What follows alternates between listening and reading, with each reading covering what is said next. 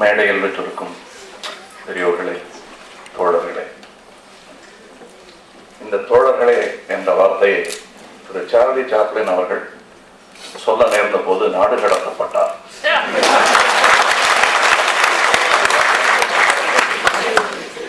ஒரு film festival ஃபங்க்ஷனில் ஒரு கம்யூனிஸ்டுகாரர் நடத்தி கொண்டிருந்த ஒரு பிலிம் ஃபெஸ்டிவல் படத்தை பார்க்க போன போது பெருங்கூட்டமாக அங்கே தோழர்கள் கூடியிருந்த போது காமரேட்ஸ் என்று அவர் பேச்சை ஆரம்பித்ததை மெக்கார்த்தியின் நாட்கள் கவனித்து சொன்னார்கள். அதிலிருந்து அவருக்கு கெட்ட காலம். ஆனால் இந்த சாம்பலுக்கு கிடைத்த பெருமை போல் அந்த கலைஞனுக்கும் அதே மண்ணில் மீண்டும் பெருமை கிடைத்தது.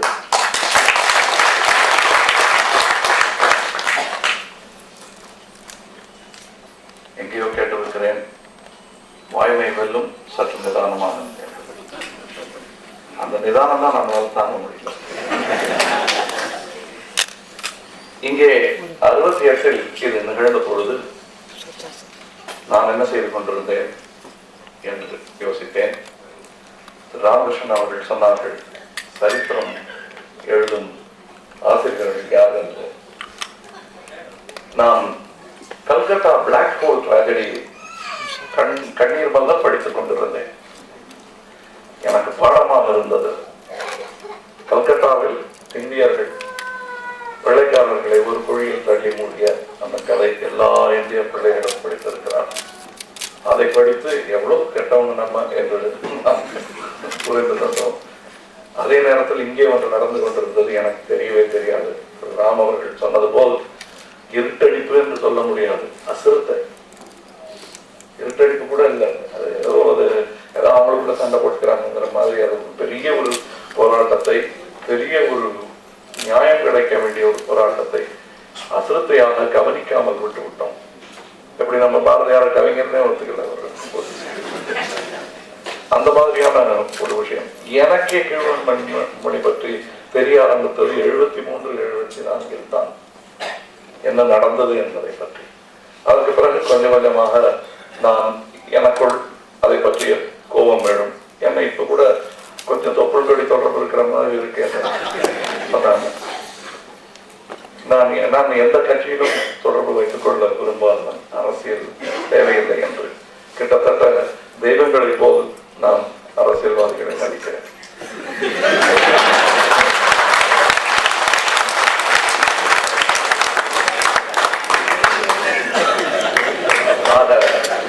எனக்கு அது தேவைப்படுவதில்லை. 5 வருஷத்துக்கு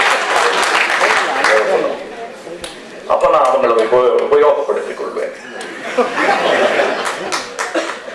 கையில இந்த நுனியில படுற கரையோட முடிஞ்சிருப்பாங்க, பூரா கையும் கரையாச்சு. பிறகு யோசித்து பார்த்த போது அடிக்கடி நான் போற மீட்டிங், நான் பேசுற பேச்செல்லாம் என்ன அறியாமல் இந்த மாதிரி வார்த்தைகள் வந்து கொண்டுதான் இருக்கிறது. ஒரு கம்யூனிஸ்ட பத்தி ஜோக் உண்டு, அது நான் வளர்ந்த சூழலில் கேட்காமல் இருந்திருக்க முடியாது.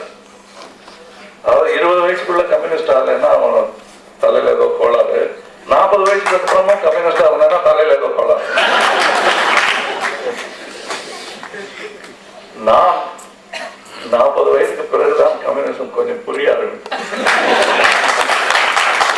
கொஞ்சம் டிஸ்லெக்சிக் சைல்டு என்று சொல்வார்கள், அந்த மாதிரி கூட இருக்கலாம். ஆனா இன்னும் ஒரு 20 வருஷம் இருக்கிறது மனசு மாறுவதற்கு. இதுல எனக்கு நிறைய பேர் டான்ஸ் கேபிட்டல்லாம் வாங்கி கொடுத்துருக்காங்க.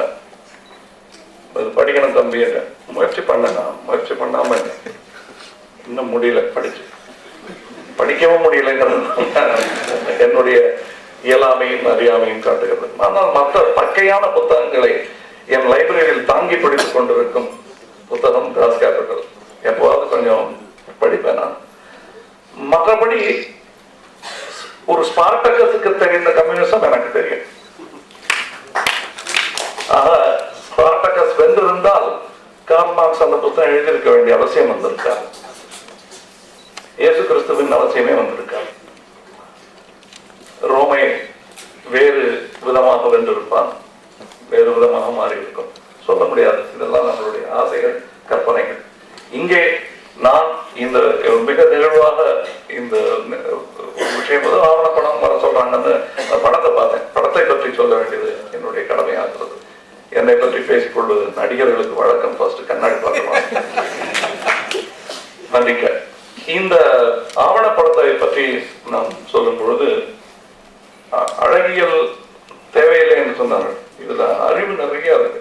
ஒரு மைக்கேல் மூர் என்று ஒருவர் அமெரிக்காவில் எடுத்துக் கொண்டிருக்கிறார். கிட்டத்தட்ட அதற்கு நிகரான ஒரு தொழில்நுட்பமே தெரிகிறது எனக்கு. ஏனென்றால் இது தெரிஞ்சு விட்டாங்களோ தெரியாம விட்டாங்களோ சென்சார் போர்டுக்கு நான் கை தட்டுவேன்னு நான் நினைக்கவே இல்லை. நான் என்ன அறியாம கை தட்டிட்டு இருந்தேன். அதுவும் நான் கண்டிப்பா தட்ட மாட்டேன். ஆனால் நன்றி. என் படத்துல இருந்து சில விஷயங்கள் போனதுனால சமுதாயத்துக்கு எந்த விதமான பாதிப்பும் கிடையாது.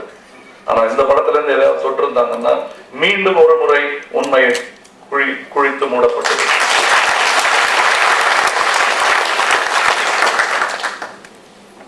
இங்க இந்த படத்தில் துவங்கும் போது கலைகளின் பிறப்பிடம், கர்நாடக சங்கீதத்தின் இருப்பிடம் என்று தொடங்கி இருக்கிறார்கள். அதெல்லாம் சொல்லிட்டு கொஞ்சம் கொஞ்சமா அந்த கலை வடிவங்களை எல்லாம் காட்டிட்டு நடுவுல அங்க இருக்கும் அந்த கலை பொருட்களை ஒரு ஆயுதமாக கமா ஃபுல் ஸ்டாப் மாதிரி பிரமாதமான ஒரு அவருடைய நடைக்கு தகுந்த ஒரு முத்தாய்ப்பாக வைத்திருக்கிறார். அரசை பற்றியும் காவல்துறையை பற்றியும் சொல்லும் போது தஞ்சாவூர் பொம்மை நிழலாடுகிறது. இன்னொரு முக்கியமான விஷயம், அது விபத்தா இருக்கலாம், எனக்கு அது தொழில்நுட்பமாகப்பட்டது. இதில் அக்விட்டட் பீப்புள் தான் என்னை பொறுத்தவரை அக்யூஸ்ட். அவங்க பேசும்போது மாத்திரம் சப்டைட்டில் வருது.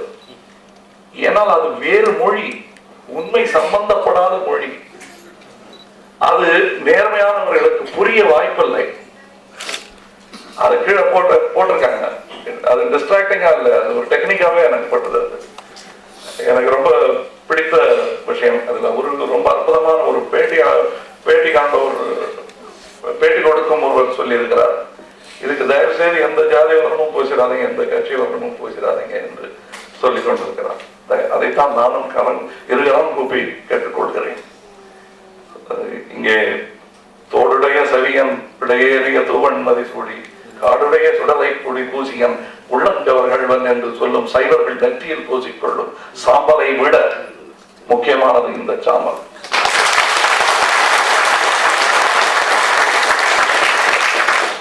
மனதில் பூசிக்கொள்ள வேண்டிய ஒரு சாம்பல் அது. கண்டிப்பா இது போல ஒரு அவமானம் நான் வாழ்ந்த காலத்தில், வழக்கமா சொல்லுவாங்க பெரியவங்க, இவர் வாழ்ந்த காலத்தில் நானும் வாழ்கிறேன் என்பதில் எனக்கு பெருமை என்று. இது நடந்த காலத்தில் நான் வாழ்ந்திருக்கிறேன் என்பதுதான் என்னுடைய வாழ்நாளின் அவமானம், நமது அவமானம். இது ஒரு உலகத்தின் ஆவணம். இது நமக்கு மட்டும் சொந்தம் நினைக்க வேண்டாம். இது இன்னைக்கு சொன்ன இந்த அஸ்தியை கரைச்சிடாதீங்கன்னு சொன்னேன். அவர்கிட்ட சொல்லும் போது சொன்னேன், எல்லாம் வழக்கமா நம்ம இந்து வழக்கப்படி எல்லாத்தையும் கரைச்சிடுவோம். இதை கரைக்க கூடாது, இதை டைல்யூட்டே பண்ணக்கூடாது, அப்படியே சாலிடா இதே ஸ்டேட்ல இருக்கணும். இதை கரைக்கக்கூடிய அஸ்தி அல்ல, இந்த ஒரு அஸ்தி இருக்கட்டும். இங்கே தூவ வேணாம். நேரு அவர்களின் அஸ்தியை தூவின மாதிரி இதை தூவ வேண்டிய அவசியம் இல்லை. இதை ஜாக்கிரதையா வச்சுட்டு இருக்கணும், சிதறடிச்சிடக்கூடாது என்பது என்னுடைய வேண்டுகோள். இந்த ஒரு சரித்திர நிகழ்வில் நான் சம்பந்தப்பட்டதற்கு அதை ஒரு அதிர்ஷ்டமாக நான் நினைக்கிறேன். என்னை பத்தி கேட்கிறாங்க, இப்ப கூட அந்த தொப்புள் கொடி விஷயம் மறுபடியும் வருவோம். இதுதான் என்னுடைய நியாயத்தின், என்னுடைய கோபத்தின் நிறம் என்றால் இருந்துவிட்டு போகட்டும்.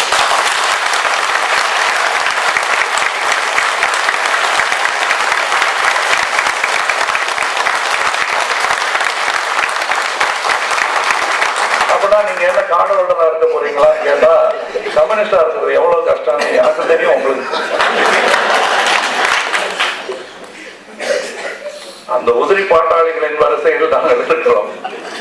நடிகர்கள் அப்படித்தான் இருந்தாலும் நியாயம் எனக்கு அநியாயம் நிகழ்ந்தால் மட்டுமே உரிமை குரல் கொடுக்க வேண்டும் என்ற அவசியம் இல்லை. இந்த குரல் எனது குரலும் தான். அது பாரதியார் தொண்டையை தட்டிக்கிட்டு வெண்சங்கே முழங்கு என்று சொல்வார்கள். அங்க முழங்க வேண்டிய வெண்சங்குகளை எல்லாம் அந்த வெண்மணியில் கருக்கெடுத்து விட்டார்கள். இன்று அவர்களின் குரலாக நின்று நாமெல்லாம் பேசிக் கொண்டிருக்கிறோம். இன்று பேசும் வாய்ப்பு கிடைத்ததற்காக அரசுக்கும் ஆண்டவனுக்கும் ஆள்பவருக்கும் ஆளப்போவதற்கும் என் வணக்கம்.